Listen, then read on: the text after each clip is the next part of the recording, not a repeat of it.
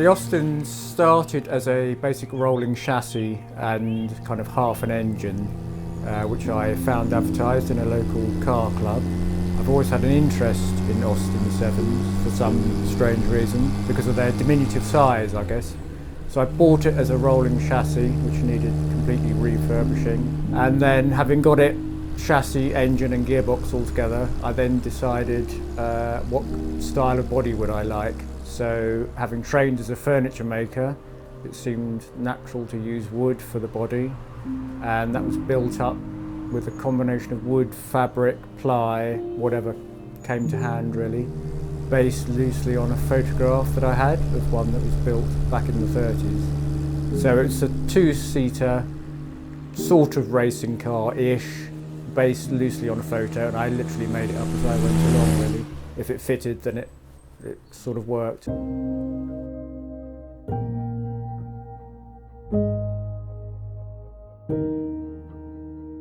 So this is basically what I started with, which is a rolling chassis, engine, gearbox, and then the first thing I did was drop the steering column down to give more of a rake and a lower body height. Once that's set, seat is then set, distance away from the pedals, and then you can start building dash behind the steering wheel. Bonnet height is obviously then set, and everything else just kind of fits in around, and then mud guards as and where they're needed.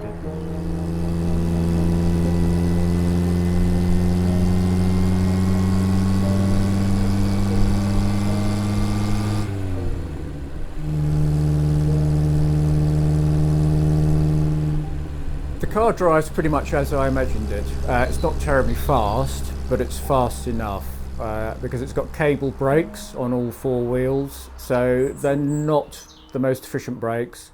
So the kind of top speed is enough when you're dealing with that kind of stopping distance. It is fun to drive. It always gets people turning heads, people waving, and in the summer I generally try and drive it pretty much every day. I go out with my son in it, and he just loves it. So when he gets home from school, we normally take it out every day because that's what he looks forward to. And fuel economy is just ridiculous. I've filled it up probably a couple of times, so it's good fun to drive.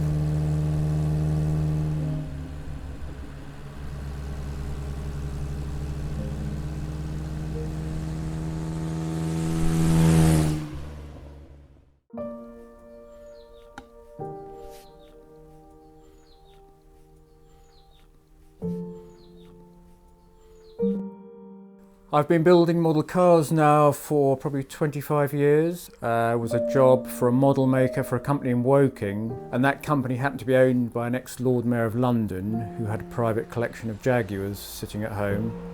And he was wandering around the workshop one day looking at what we were doing, happened to like what he saw and just said out of the blue, "How do you fancy making a model of my E-Type Jag that I've got sitting at home?" Which seemed like a good thing to do. He then loved that, took it back and thought, let's do the whole collection. His mates all saw them. They had collections of Bentleys, Rolls, and it just kind of snowballed from there. In total, I've built about 80 models. A lot of those are for the Haynes Motor Museum down in Somerset, who I've been doing work with for 15, 20 years. I guess probably half of those are in the museum collection, the rest are private clients. I have got a list somewhere. Every time I do one, I write it on the list, so it's a little handwritten list that I have of all the cars.